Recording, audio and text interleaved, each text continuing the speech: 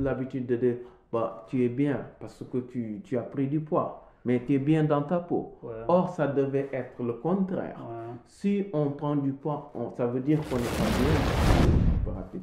Les kebabs, les hamburgers qu'on trempe beaucoup dans l'huile. Le McDonald's. Le McDonald's. Donc, c'est des choses à peut-être même bannir dans sa vie parce que ça cache un mal. Oui. Un mal que certaines subissent Oui. par à cause de la pression sociale. Oui. Mais il y en a.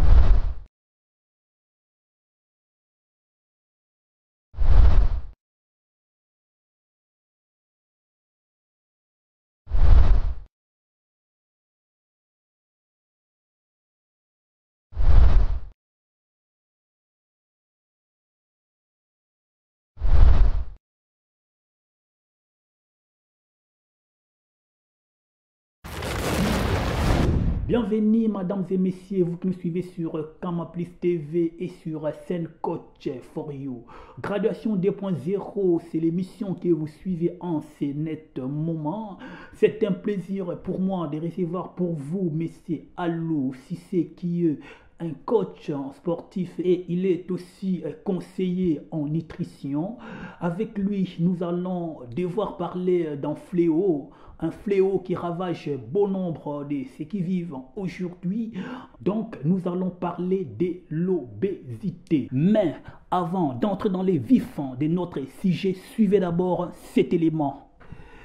L'obésité est devenue une épidémie mondiale. Elle s'est définie par une accumulation anormale ou excessive de graisses corporelles qui peut nuire à la santé. D'après l'Organisation mondiale de la santé, OMS, l'obésité se définit comme une accumulation anormale ou excessive de graisses corporelles qui peut nuire à la santé. La masse grasse normale est habituellement plus faible chez l'homme, 10 à 15% du poids du corps, que chez la femme, 20 à 25% du poids. Pour caractériser l'obésité, on utilise l'indice de corpulence IMC qui se calcule en divisant le poids en kilogrammes par la taille en mètres au carré.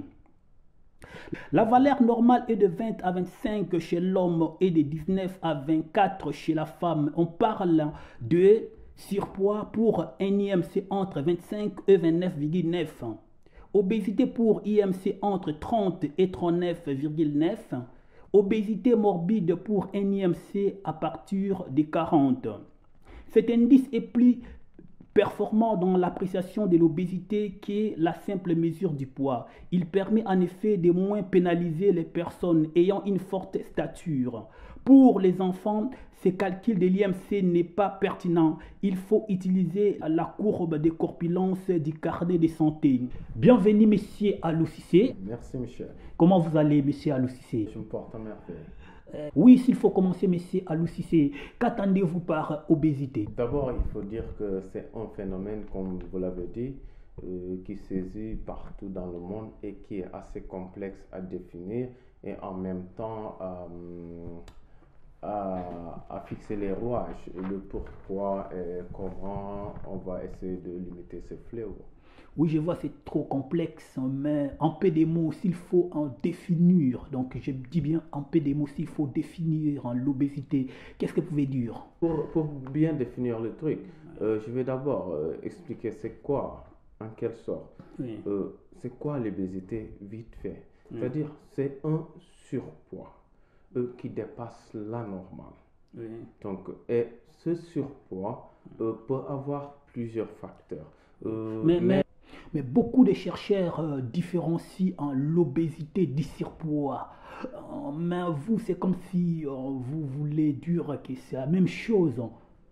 En fait, ouais, c'est tout à fait normal. Parce que avant d'arriver au stade d'obèse, donc on dépasse le stade de surpoids. Et c'est la raison pour laquelle tout à l'heure, j'ai mentionné l'IMS comme une référence. Vous voyez, parce que on est d'abord en poids normal, c'est-à-dire son IMS, c'est-à-dire on divise le poids par la taille au carré, ce qui nous donne un indice. Et c'est cet indice-là qui permet de définir les différentes catégories. Donc, on a d'abord le normal, la personne en surpoids et l'obèse, ainsi que ces différentes trois composantes. Donc, on ne va pas aller trop en détail sur les trucs. Quelles sont les causes de l'obésité, M. Alou Cissé? Mais les causes, donc pour les causes, Oui. on peut naître obèse, ça c'est normal. Donc, on peut naître obèse, mais on ne va pas trop entrer dans ces détails parce que ça nous intéresse. C'est héréditaire là. Ça peut être héréditaire, ça peut être héréditaire. Oui. Mais ça ne nous intéresse pas trop. On va plutôt s'accentuer sur l'obésité chez l'adulte.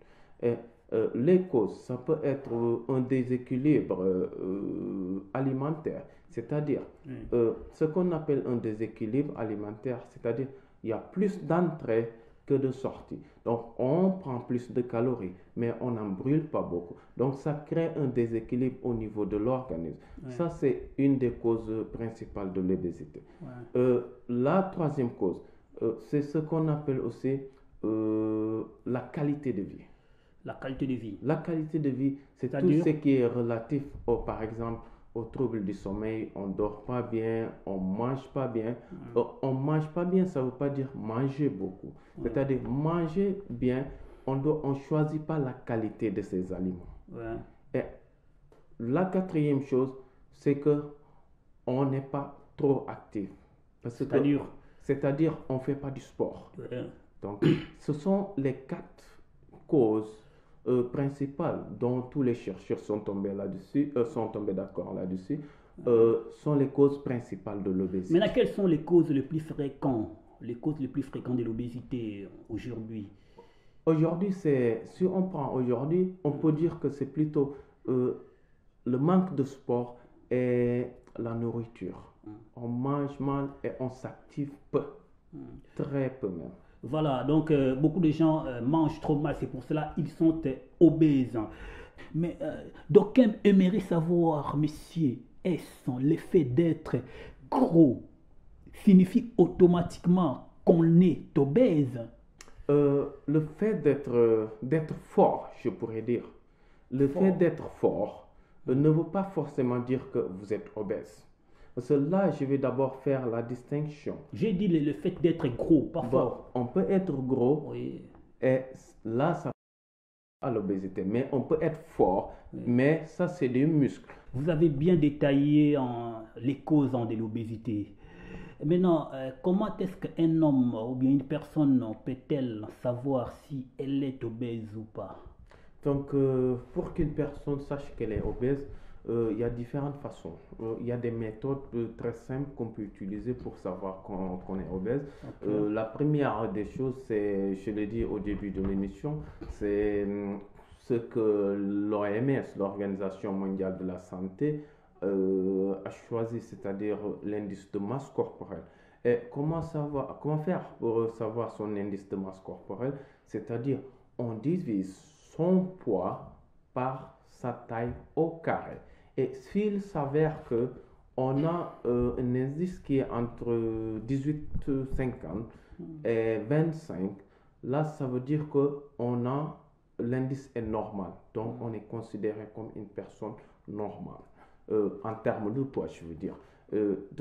Mais s'il s'avère que l'indice de masse corporelle est entre 25 et 30, là, ça veut dire qu'on est en surpoids. Et au-dessus de 30, donc ça veut dire qu'on devient obèse. Et ensuite, il y a de petites divisions pour dire extra obèse ou des trucs comme ça. Donc, voilà. Donc, ça, c'est le principe de base. Ça, c'est la première méthode pour le savoir. Et la deuxième méthode, c'est ce qu'on appelle la méthode, la mesure de la taille. Donc, chez la femme, la taille doit être normale aux alentours de 80. Donc, et chez l'homme, ça doit avoisiner les 95 cm. Ça, c'est une autre méthode. La deuxième. Ouais, c'est la deuxième méthode. C'est la deuxième méthode. Oui. Et par contre, il y a Une autre méthode. une troisième méthode Ouais. qui n'est pas encore très répandue, qu'on utilise souvent dans les pays scandinaves. C'est ce qu'on appelle la hauteur du ventre. C'est-à-dire, l'individu se couche et ensuite on mesure la hauteur du ventre. Et ça doit avoisiner les 22, si j'ai bonne mémoire, pour les mecs, pardon, pour les femmes, et les 28 pour les mecs. Donc, pour les hommes, excusez-moi du terme. Donc, ce sont ces trois méthodes qu'on utilise. Mais je vais revenir sur l'indice de masse corporelle. Parce qu'il n'est pas dit que tous ceux qui ont... Mais avant de revenir sur l'indice de masse corporelle, donc, à vous entendre parler, donc, le fait d'être gros ne signifie pas qu'on est automatiquement obèse. Donc on peut pas seulement par le fait de regarder quelqu'un comme ça, on dit que la personne est obèse. Non. On doit procéder à des calculs. On doit procéder à ces calculs. Pourquoi? Parce qu'il peut arriver que la personne est un sportif de haut niveau, c'est-à-dire un lanceur de marteau ou bien un lanceur de disque, donc, ou bien un judoka ou bien un lutteur comme les Africains, comme certains Africains qui font la lutte traditionnelle. Donc, c'est des gens qui sont balèzes. Donc, ils sont énormes. Et ces gens-là, si on essaie de calculer leur indice de masse corporelle, on va voir qu'ils vont avoisiner dans le tour de 30 ou 35.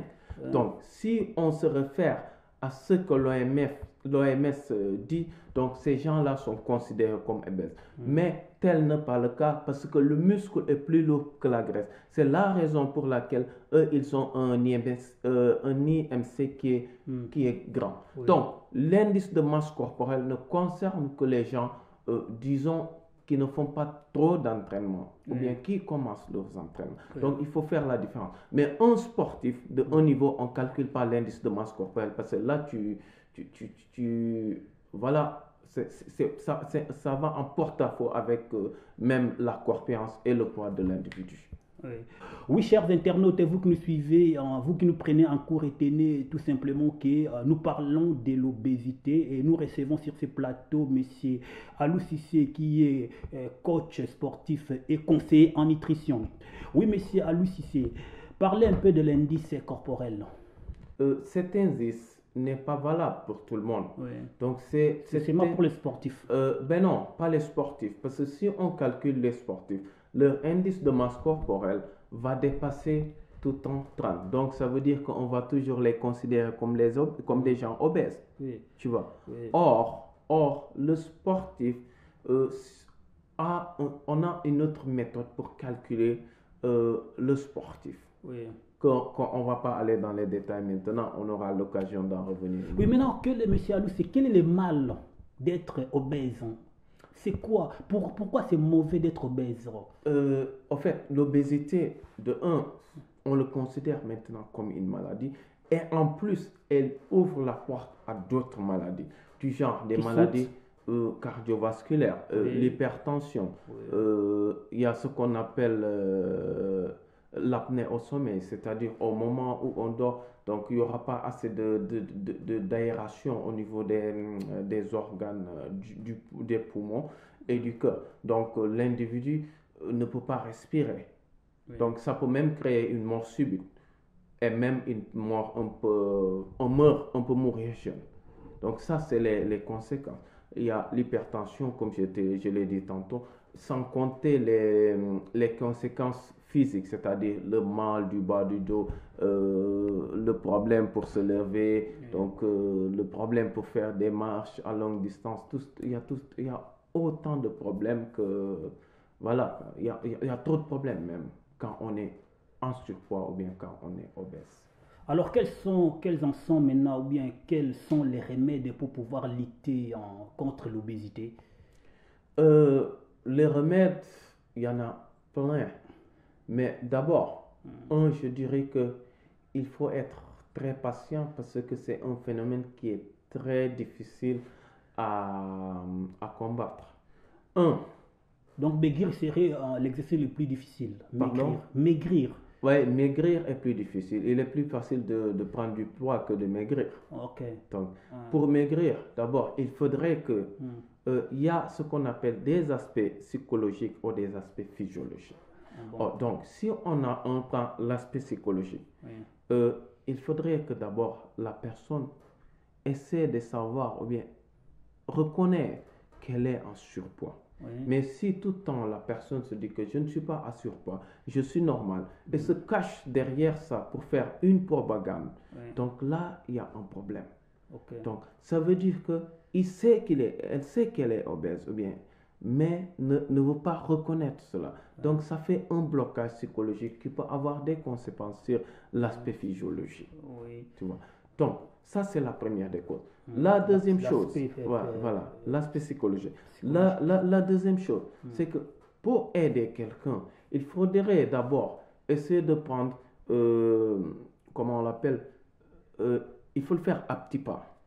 C'est-à-dire, il y a une émission, lors d'une émission que vous m'avez invité, je parlais d'un nouveau concept qui s'appelle le NEAT, c'est-à-dire le Non-Exercise Activity Thermogenesis, qui veut dire que opter à faire de petites choses, c'est-à-dire là où vous pouvez prendre l'ascenseur, prenez les escaliers. Là où vous asseyez à votre bureau, appelez votre secrétaire au téléphone pour lui faire un petit mot, pour lui dire un petit mot. Déplacez-vous vers la personne et lui dire ce que vous avez à lui dire. Revenez vers votre bureau. Le pause du midi, au lieu de s'asseoir au bureau, faire les escaliers 2 ou 3 fois, ça c'est Donc, vous voulez dire qu'il faut faire des petits mouvements, des petits exercices qui ne demandent pas grand chose. Donc, optez pour ces petites choses, les petits changements qui vont à la longue payer. Donc, on ne veut pas dire que, écoute, je vais te faire suivre un régime et voilà quoi. Ça n'aide pas souvent. Ça n'aide pas souvent. Oui, donc ça... Oui, pardon, excusez-moi. Comme je vous l'ai dit auparavant, il y a plusieurs étapes. Ensuite, si on prend l'aspect nourriture, il y a des attitudes à changer. Il faut opter à ce qu'on appelle les aliments pauvres en gras et riches en fibres. Là, c'est l'aspect nutritionnel. Donc, des aliments pauvres en gras et riches en fibres. Donc, aussi, essayer de faire la distinction entre les produits qui sont bons pour la santé, c'est-à-dire faire la priorité à une alimentation saine. Éviter de manger trop d'huile. Oui, monsieur Alou, si c'est au-delà de tout, de tout ce que vous avez épinglé comme méthode, mais il y a aussi de nouvelles méthodes médicales pour lutter contre l'obésité. Qu'en pensez-vous? Ces méthodes, franchement, moi je trouve que ça ne fait que du bien. Si la médecine vient avec de nouvelles méthodes, ça soulage un peu, mais ces méthodes ne vont pas suffire parce que non seulement ça coûte excessivement cher, mais c'est pas à la portée de tout le monde. Et ces méthodes, je les trouve parfaites. L'exemple, c'est les pauses de biopause, les opérations, c'est des méthodes parfaites. Mais par contre, est-ce qu'il est possible, est-ce qu'il est accessible à tout le monde? C'est ça qui est le problème. Donc voilà quoi. Mais le fait de suivre des régimes alimentaires est-il vraiment bien pour pouvoir lutter contre l'obésité? Avoir un régime alimentaire un peu strict? Moi, je dirais que c'est un peu utopique. Tous les chercheurs sont tombés d'accord là-dessus. Tous ces régimes, les LCHF, c'est-à-dire low carbo ou high fat. Donc, ce n'est qu'un exemple. Il y en a plein. C'est des régimes qui sont un peu utopiques parce qu'ils sont à court terme. Ouais. Et le court terme n'est pas relatif à la santé. Quand on parle de santé, ça doit être quelque chose qui doit être à long terme. Donc c'est pour cela, il est préférable d'adopter à une alimentation saine plutôt que d'adopter à un régime court qui est à court terme. Qu'est-ce que vous attendez par une alimentation saine? Une alimentation saine, ça veut dire que choisir ses aliments.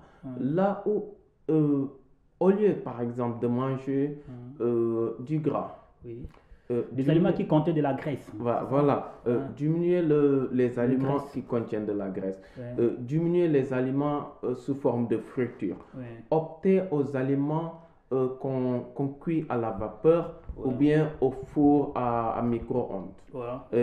Essayer de manger des aliments qui contiennent beaucoup plus de fibres. Donc, en plus, voire même choisir la qualité de l'huile qu'on utilise pour faire son aliment ou bien sa nourriture. Donc, souvent, on utilise le terme de gras saturé et non saturé. Je ne vais pas trop détailler, mais pour voir la différence, c'est que quand on met, comment dirais-je, de l'huile à une température ambiante et que ça se fermente, là, ça veut dire que l'huile n'est pas bon pour la santé. Et par contre, si on laisse l'huile et que l'huile ne se fermente pas, donc ça veut dire que cette huile est bonne pour la santé. Parce qu'il y a des huiles qui sont bien pour le cœur, le bon fonctionnement du cœur. Oui, chers internautes, je vous rappelle que vous suivez l'émission Graduation 2.0. Aujourd'hui, nous parlons de l'obésité et nous avons reçu M. Alou Cissé, qui est coach en nutrition et en sport. Et donc, M. Alou Cissé, vous avez dit il faut bien choisir les aliments, donc éviter un peu les graisses. Mais c'est comme s'il y a trop de remèdes en la matière. Maintenant, que suggérez-vous à nos internautes qui nous suivent pour pouvoir un peu diminuer du poids, pour un peu baisser un peu le niveau de graisse dans leur corps? Moi, je dirais que d'abord, si on est en surpoids, essayez d'abord d'être un peu ordonné dans son alimentation. Essayez de manger d'abord à des heures fixes. Donc, ça permet de savoir ce qu'on met en soi et quand. Ça, c'est la première des choses. Donc, la première chose, c'est avoir un timing pour la nourriture. Il ne faut pas manger en tout moment, manger à n'importe quelle heure. Non. Parce qu'au fait, le fait de manger à n'importe quelle heure, là, vous n'avez aucune idée de ce que vous mettez dans le corps. Donc, ça veut dire que vous pouvez mettre plus d'énergie que vous en avez besoin. Rapidement, vous êtes conseiller en nutrition. Quelles sont les heures qu'on peut manger en fait, si ça doit être de manière individuelle. Mais là, je prends l'exemple de un petit conseil. Un petit conseil. Bon, moi, je pourrais dire qu'on peut prendre le petit déjeuner. À quelle heure? Ça dépend, peut-être entre 7h et 9h. C'est individuel, quoi. Donc, entre-temps, on peut prendre une collation avant vers 10h, 11h, avant le repas de midi, qu'on mange à midi ou à 13h. Et entre 13h et 15h, entre 13h et 17h avant l'entraînement, là, on peut prendre une collation encore. Et à 19h ou 20h, là, on peut prendre un dernier repas. Donc, ça veut dire que de ce fait, si on le fait de la sorte, l'organisme, on n'aura pas faim, mais on aura l'énergie qu'on aura besoin pour bien fonctionner. Pour bien fonctionner. Merci de l'aide. Pour bien fonctionner. Et là, en même temps, on aura une idée de ce qu'on mange et quand on mange. Donc, l'organisme va essayer d'avoir une routine. Et c'est cette routine-là qui va permettre aussi, qui va aider à la baisse de poids. Là, c'est la première des choses. La deuxième des choses, c'est-à-dire opter totalement à baisser la consommation de ce qu'on appelle les énergies rapides, c'est-à-dire la bouffe qui est un peu rapide. Les kebabs, les hamburgers qu'on trempe beaucoup dans l'huile. Le McDonald's. Le McDonald's. Donc, c'est des choses à peut-être même bannir dans sa vie parce que ça n'apporte pas grand-chose à l'organisme. Donc, ça ne fait qu'augmenter le taux de graisse dans le corps. Ça, c'est la deuxième des choses. La troisième des choses, je l'ai tantôt dit, c'est-à-dire opter à ce qu'on appelle les aliments pleins de fibres ou bien riches en fibres. C'est-à-dire des aliments comme le riz qui est brun, et il est riche en fibres. Les fruits, la plupart des fruits et légumes sont très riches en fibres comme les brocolis, les choux de Bruxelles, les choux-fleurs un tout petit peu, les choux de Bruxelles. Donc, le maïs, les sémoules, ça ne va pas. Ben si. Le grain de mil est riche en fibres. Donc c'est des choses qu'on aurait même encouragé. On aurait même encouragé les gens de manger ça comme petit déjeuner.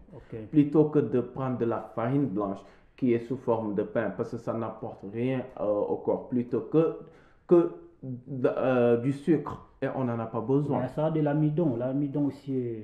Oui, mais c'est de l'amidon, je comprends. Mais j'aurais préféré, ou bien j'aurais conseillé aux gens de manger des repas à base de farine de mil. Parce que ça contient du fibres. Donc, on n'en digère pas, donc ça va vite.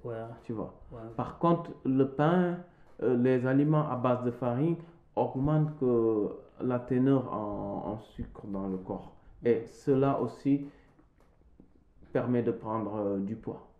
Donc voilà. Donc vous avez épinglé trois méthodes, trois conseils. Donc les timings, éviter de manger les aliments qui contiennent, donc les aliments rapides. Comme les McDo, les kebabs, des choses comme ça. Et troisièmement, prendre des aliments qui contiennent des fibres, c'est ce que vous avez dit. Voilà, chers internautes, vous que nous suivez, nous tendons vers la fin de notre émission. Donc, nous parlons de l'obésité avec M. Alou Cissé. M. Alou Cissé, ce phénomène de l'obésité, est-ce que ça concerne aussi les gens qui vivent en Afrique ou bien c'est seulement ceux qui vivent en Europe qui sont sujets à ces fléaux? Monsieur Batata, je pense que comme je l'ai dit tout à l'heure, c'est un fléau c'est un phénomène qui est mondial. Donc ça n'est pas personne. Parce qu'aujourd'hui, mais en Afrique, on aime être gros. Justement, je vais en revenir. Parce que ce qui se passe là, ça se passe aux États-Unis, en Suède, au Danemark. Ça se passe au Sénégal aussi parce que les gens ils regardent les informations. Mais malheureusement, je vais en revenir. Il y a ce qu'on appelle, il y a l'aspect culturel qui parfois domine sur certaines choses, à savoir l'obésité. Dans certains pays africains, le fait d'être obèse, le fait d'avoir de grosses fesses, surtout sur la femme, on considère est signe de beauté. Donc, ces rondeurs-là sont signes de beauté. Mais malheureusement, la plupart de ces rondeurs sont signes de maladie aussi, que les gens ne parlent pas souvent. Parce qu'il y a une certaine peur d'être marginalisé ou bien d'être traité comme un fou, parce qu'on va à l'encontre de ce que les gens ont l'habitude d'entendre. Nous, au Sénégal, on a l'habitude de dire que c'est un djeg. Le djeg, c'est-à-dire la femme qui a les grosses fesses, et ce n'est que de la graisse. Donc, M. Batata, moi je pense qu'en réalité, ce que cache tout ça, ce n'est que, comment on a l'habitude de le dire, ça cache un mal que certaines subissent par à cause de la pression sociale. Mais il y en a plein. Certaines de nos sœurs là, qui te font, je sais pas. On les appelle les Amadou chez nous là en République démocratique du Congo. D'accord. Donc un mot de plus, merci. Donc c'est des femmes qui souffrent parce qu'ils ils ont ce surpoids. Et souvent, vous savez que quand on a le surpoids, physiquement, il y a des choses qu'on ne peut pas faire. Donc, les choses qu'on ne peut pas faire. Mais on se dit qu'on va plaire à son mari, tout en essayant de garder cette idée traditionnelle pour ne pas perdre du poids, tu vois. Mais je trouve qu'il est temps qu'on essaie d'ouvrir les yeux et de savoir que cela ne fait qu'augmenter non seulement les maladies cardiovasculaires chez les dames, mais aussi le taux de mortalité subite. Oui, d'autant disent que l'obésité, c'est un signe de pauvreté. Vous partagez aussi cette idée-là? Oui et non. Oui. En Europe ou Surtout en aux Europe, on dit États-Unis, ça, oui. ouais, on dit Ce sont que les pauvres qui l'obésité, sont très- l'obésité est un signe de pauvreté parce que ceux qui ont les moins, ils mangent bien, ils savent quoi manger. Et les aliments qui sont bien sont un peu plus chers. Donc, comparé aux aliments qui font grossir la mauvaise bouffe, les McDonald's, les kebabs, ça coûte rien comparé à la bonne alimentation. Par contre, si on essaie de se déplacer vers les pays africains ou bien les pays arabes, là, ça devient autre chose. Là, c'est souvent ces gens-là conduits, bien situés, bien cadrés, c'est eux qui bénéficient de la mauvaise nourriture. Parce que, il n'y a pas beaucoup de pizzerias, il n'y a pas beaucoup de McDonald's. Et ils croient que manger ça, c'est bien. Voilà, c'est un luxe de manger ces aliments-là. Et cela entraîne controverse. Voilà. Et ce qui est mauvais, c'est que même le peuple moyen maintenant, les dames, les familles moyennes, sont en train de copier ce style de vie. Parce qu'on a l'habitude de dire, tu es bien parce que tu as pris du poids, mais tu es bien dans ta peau. Or, ça devait être le contraire. Si on prend du poids, ça veut dire qu'on n'est pas bien dans sa peau. Mais malheureusement, voilà, on fait les choses à l'envers. Voilà, c'est le monde à l'envers, comme on le dit. Voilà, nous cheminons petit à petit à la fin de notre entretien avec les coachs sportifs, Monsieur Alou Cissé. Monsieur Alou, un dernier mot. Pour terminer, je conseille à tout le monde, si vous voulez plus d'informations, vous pouvez nous contacter via sendcoach4you.com, qui est un site de sport et de conseils sur la nutrition. Et on est sur Facebook, on est sur Instagram et on est sur YouTube. Donc, posez vos questions, on va essayer de vous répondre de la manière la plus commode. Donc, voilà. Oui, monsieur, c'était vraiment un plaisir pour nous d'être avec vous sur ce plateau de Kama Plus TV pour pouvoir parler de l'obésité. Merci pour votre fidélité à notre chaîne. Oui, chers internautes, nous vous remercions aussi de votre fidélité à Kama Plus TV et à Sen Coach for You. Nous sommes arrivés à la fin de cette émission, de ce numéro au cours desquels nous avons parlé de l'obésité. Et nous vous fixons rendez-vous au prochain numéro de votre magazine Graduation 2.0. Restez toujours branchés sur Kama Plus TV. Vous ne serez pas déçus. Merci et au revoir. Ciao. Attendez. Là. Ça, c'est la mesure de la taille.